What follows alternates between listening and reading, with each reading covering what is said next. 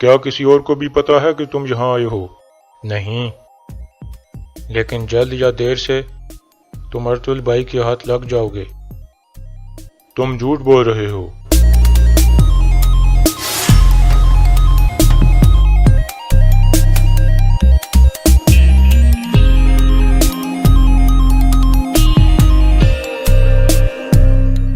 السلام علیکم ناظرین، پچھلی قسط کے اینڈ پر آپ نے دیکھا کہ دھندار بھاگتے بھاگتے گر گیا تھا اور منگول سپاہی اس کے قریب پہنچ گئے تھے۔ اس قسط کے آغاز میں دھندار کھڑا ہو کر منگولوں سے لڑنے کا فیصلہ کر لیتا ہے اور پہلے منگول سپاہی سے تلوار چھین لیتا ہے، پھر وہ ایک منگول کو بھی مار دیتا ہے، لیکن اتنے میں مزید سپاہی آ کر اسے گھیرے میں لے لیتے ہیں اور اسے گرا دیتے ہیں۔ عین اس وقت ایک طرف سے سلجوق سپاہی آ جاتے ہیں اور منگولوں پر حملہ کر دیتے ہیں۔ اس طرح دونوں گروپوں میں لڑائی شروع ہو جاتی ہے۔ اس لڑائی کے دوران سلجوق سپاہی دھندار کو نکال کر ایک طرف لے جاتے ہیں۔ کچھ دیر کی لڑائی کے بعد تمام منگول سپاہی مارے جاتے ہیں۔ اس کے بعد سلجوق سپاہی دھندار کے منہ پر پانی چھڑک کر اسے ہوش میں لانے کی کوشش کرتے ہیں۔ دوسری طرف سنگر تیغن اپنے سپاہیوں کے ساتھ نویان کی کھوج لگانے میں مصروف تھا۔ اتنے میں دوان اور بامسی وہاں پہنچتے ہیں۔ دوان کہتا ہے ہمیں کوئی نشان نہیں ملا بھائی۔ اتنے میں پیچھے سے کچھ سلجوق سپاہی وہاں آتے ہیں اور سنگر تیغن سے کہتے ہیں آپ کو امیر سعد الدین بلا رہے ہیں۔ سنگر تیغن پوچھتا ہے کیا بات ہے؟ سپاہی کہتا ہے یہ مجھے نہیں پتا، لیکن کوئی ضروری بات ہے۔ پھر سنگر تیغن اپنے سپاہیوں سے کہتا ہے آپ لوگ واپس قبیلے میں چلے جاؤ اور باقی سپاہیوں کو تلاش کرنے دو۔ پھر سنگر تیغن سعد الدین کی طرف روانہ ہو جاتا ہے۔ دوسری طرف دھندار کو مہمان خانے میں پہنچا دیا جاتا ہے۔ سعد الدین اسے پانی پلاتا ہے اور پھر اس کے پاس بیٹھ کر کہتا ہے پریشان مت ہو لڑکے، تم سلجوق ریاست کے محفوظ ہاتھوں میں ہو۔ تم کون ہو اور منگولوں کے ساتھ کیا کر رہے تھے؟ دھندار کہتا ہے میں کائی قبیلے کے سلیمان شاہ کا بیٹا دھندار ہوں۔ نویان کے سپاہی مجھے مارنے والے تھے۔ سعد الدین کہتا ہے تو تم سلیمان شاہ کے بیٹے ہو۔ تمہارے بابا نے ہماری ریاست کے لیے جو کچھ کیا ہے اس کی ہمیشہ میں تعریف کرتا ہوں، اور تمہارے بھائیوں کی بھی۔ دھندار پوچھتا ہے آپ کون ہیں؟ سعد الدین کہتا ہے میں سلطان علاء الدین کا امیر سعد الدین کوپک ہوں۔ میں قبیلے میں خبر بھجواؤں گا کہ تم بالکل ٹھیک ہو، ابھی تم آرام کر لو۔ دھندار کہتا ہے شکریہ امیر حضرت۔ دوسری طرف ترگت اور گائکلی ایک جگہ چھپ کر منگولوں کو دیکھ رہے تھے۔ نویان کے آدمی 3 ترک سرداروں کو اپنے ساتھ لے جا رہے تھے۔ گائکلی کہتا ہے ابھی ہمیں کیا کرنا چاہیے ترگت؟ ترگت کہتا ہے یہ نویان کی طرف جا رہے ہیں، ہم بھی ان کے پیچھے جائیں گے۔ اس کے بعد وہ دونوں بھی چھپ کر ان کا پیچھا کرنے لگتے ہیں۔ نویان کے آدمی یہ غار تک پہنچ جاتے ہیں اور ترک سرداروں کو لے کر اندر داخل ہو جاتے ہیں۔ ترگت اور گائکلی بھی وہ غار دیکھ لیتے ہیں۔ غار کے اندر نویان شاہیر کے پاس جا کر کہتا ہے سلطان شاہیر، ترک سردار آپ کو خراج عقیدت پیش کرنے کے لیے آئے ہیں اور آپ کا ہاتھ چومنا چاہتے ہیں۔ شاہیر کہتا ہے ان کو اندر بھیجیں۔ پھر 3 ترک قبیلوں کے سردار اندر داخل ہوتے ہیں اور باری باری اس کے ہاتھ چومتے ہیں اور کہتے ہیں ہم آپ کو اپنا نیا سلطان مانتے ہیں۔ پھر شاہیر کہتا ہے میں سلطان شاہیر آپ کی اطاعت کو قبول کرتا ہوں اور میں آپ کی پوری مدد کروں گا۔ دوسری طرف سنگر تیغن مہمان خانے میں پہنچتا ہے۔ کچھ دیر بعد ایک طرف سے سعد الدین آتا ہے اور کہتا ہے میں جانتا ہوں کہ سلجوق ریاست کیسے تقسیم ہو گئی ہے اور اس کا مجھے گہرا دکھ ہے۔ بھائیوں کو ہمیشہ کندھے سے کندھا ملا کر چلنا چاہیے تاکہ ریاست ہمیشہ کے لیے قائم رہ سکے۔ پھر سعد الدین سپاہی کو اشارہ کرتا ہے تو ایک طرف سے دھندار نکل کر سامنے آ جاتا ہے۔ سعد الدین کہتا ہے یہ تمہارا بھائی دھندار ہے سنگر تیغن۔ دھندار آگے بڑھ کر سنگر تیغن کے گلے لگ جاتا ہے۔ پھر سنگر تیغن بھی جذباتی انداز میں اس سے ملتا ہے اور کہتا ہے اللہ کا شکر ہے کہ تم بالکل ٹھیک ہو بھائی، تم نویان سے کیسے بھاگنے میں کامیاب ہوئے؟ سعد الدین کہتا ہے میرے سپاہیوں نے اس کو بچایا ہے۔ پھر دھندار کہتا ہے نویان کے سپاہی مجھے مارنے والے تھے، اگر امیر صاحب کے سپاہی وہاں نہ آتے تو میں ابھی مر چکا ہوتا۔ سنگر تیغن پوچھتا ہے شاہیر کہاں ہے؟ دھندار کہتا ہے وہ نویان کے ٹھکانے پر ہے بھائی۔ سنگر تیغن کہتا ہے تو نویان کا ٹھکانہ کہاں ہے؟ پھر سعد الدین بول پڑتا ہے اور کہتا ہے انہوں نے اس کی آنکھوں پر پٹی باندھی ہوئی تھی، اگر مجھے اس کے ٹھکانے کا پتہ چل جاتا تو اب تک میں جا کر نویان کا حساب چکتا کر چکا ہوتا۔ دوسری طرف نویان ترک سرداروں اور شاہیر کو لے کر غار سے باہر نکل آتا ہے۔ ترگت شاہیر کو اس طرح دیکھ کر چونک جاتا ہے اور سمجھ جاتا ہے کہ شاہیر نے ان سے کوئی سمجھوتا کر لیا ہے۔ پھر اسے خیال آتا ہے جب شاہیر کی خاطر سلیبیوں نے اسے قید کر لیا تھا اور اس پر تشدد کیا تھا۔ یہ سوچ کر ترگت آہستہ سے کہتا ہے یہ تم نے کیا کیا شاہیر؟ نویان اور باقی لوگ ترک سرداروں کو الوداع کرنے کے بعد دوبارہ اندر چلے جاتے ہیں۔ ترگت گائکلی کو کہتا ہے آپ قبیلے جا کر ارطغرل بھائی کو اطلاع دے دو۔ اس کے بعد گائکلی وہاں سے روانہ ہو جاتا ہے۔ دوسری طرف مہمان خانے میں سعد الدین کہتا ہے بہار کے دن آ گئے ہیں اور کئی قبیلوں نے ہجرت کے لیے مجھے درخواست دے دی ہے۔ آپ لوگوں کو بھی کسی ایسی جگہ جانا چاہیے جو آپ کے مویشیوں اور تجارت کے لیے اچھی ہو۔ سنگر تیغن پوچھتا ہے کیا آپ نے کوئی جگہ سوچی ہوئی ہے ہمارے لیے؟ سعد الدین کہتا ہے میرے خیال میں آپ لوگوں کو اہلت جانا چاہیے۔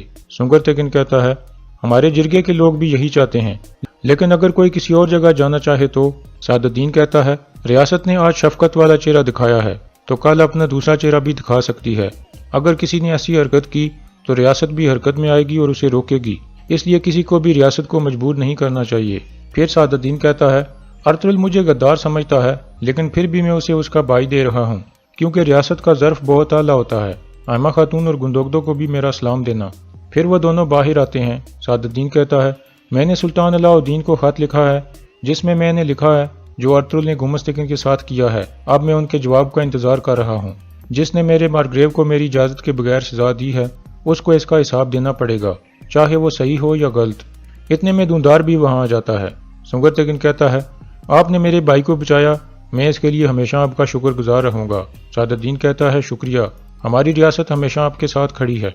इसके बाद वो दोनों भाई वहाँ से रवाना हो जाते हैं और सादुद्दीन मुस्कुरा कर अंदर चला जाता है। दूसरी तरफ तुर्गत अकेला बैठा मंगोलों की जासूसी कर रहा था कि इतने में चारों तरफ से मंगोल सिपाही आ जाते हैं और उसे घेरे में ले लेते हैं। तुर्गत भी लड़ने के लिए तैयार हो जाता है और फिर लड़ाई शुरू हो जाती है।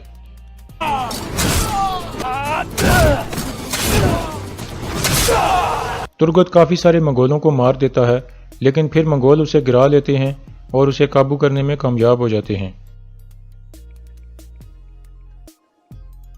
दूसरी तरफ एक सिपाही सादुद्दीन को एक खत देता है। खत पढ़ने के बाद वो कहता है, रियासत का कानून ना मानने की कीमत तुम्हें चुकानी पड़ेगी अर्तुगरुल, तुम्हें पता चलेगा कि यहाँ रियासत कौन है। दूसरी तरफ अर्तुगरुल बच्चा पैदा होने का इंतजार कर रहा था।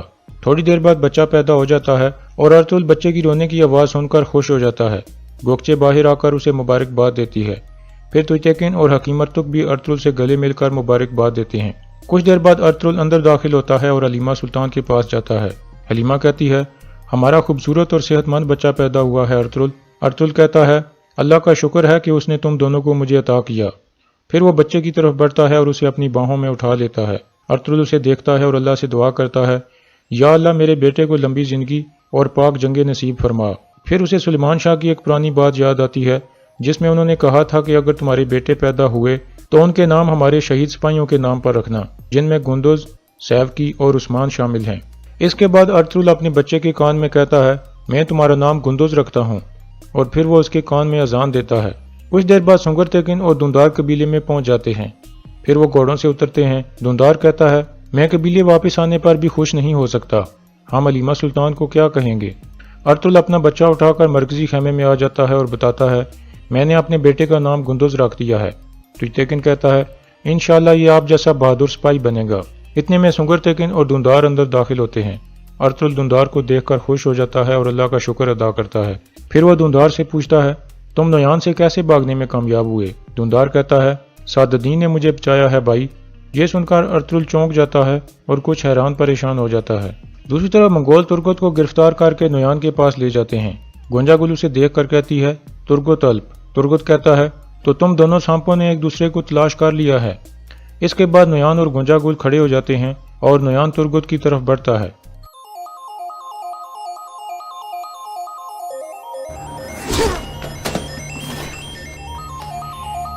क्या किसी और को भी पता है कि तुम यहाँ आए हो?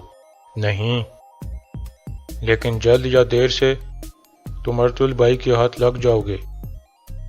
तुम झूठ बोल रहे हो।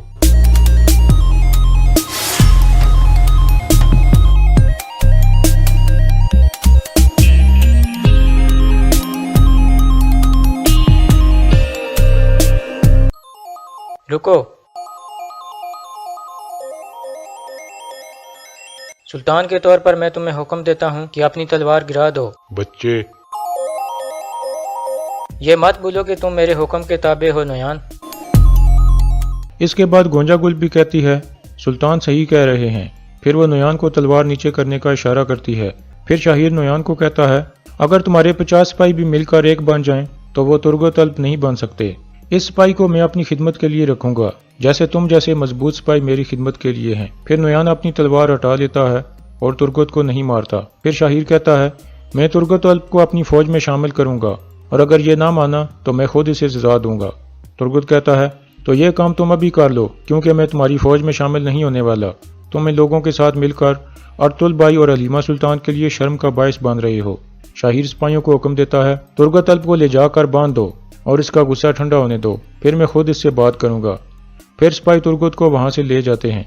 गोंजा गुल शाहिर से पूछती है, क्या आपने कबीले के लिए खत लिख दिया है सुल्तान? शाहिर खत उसके हवाले करके एक तरफ चला जाता है। गोंजा गुल खत पढ़ती है और मुस्कुराने लगती है। फिर वह नोयान से कहती है, जो हम चाहते थे वही लिखा है इसने नोयान, अब देखना है कि खत पढ़ने के बाद वो लोग क्या करते हैं। फिर नोयान कहता है, तुम ये खत कबीले की तरफ भिजवाओ। दूसरी तरफ दुंदार हलीमा सुल्तान को बता रहा था कि शाहिर जिंदा है और नोयान का उसे मारने का कोई इरादा नहीं है। जब आखिरी दफा मैं वहां था तो वो उसके लिए एक दावत का इंतजाम कर रहे थे। अर्तुल कहता है, वह शाहिर को इस्तेमाल करना चाहते हैं, लेकिन शाहिर ऐसा हरगिज नहीं करेगा। सुंगर तेकिन कहता है, नोयान जिसे उगैदी ने अपनी फौज से निकाल दिया है, वो कैसे इतने बड़े खेल का हिस्सा बन सकता है? हमें पता लगाना होगा कि उसके पीछे कौन है। अर्तुल कहता है, अभी भी आपको दिखाई नहीं दे रहा कि नोयान के पीछे कौन है? तुजतेकिन कहता है, अमीर सादुद्दीन है। दुंदार कहता है, ये आप क्या कह रहे हैं तुजतेकिन भाई? मैंने बताया है कि उसने मेरी जान बचाई है। तुजतेकिन कहता है, मुझे अमीर सादुद्दीन के एक भी लफ्ज पर भरोसा नहीं है। और अर्तुल कुछ गहरी सोच में पड़ जाता है और यहाँ इस किस्त का इख्तिताम हो जाता है।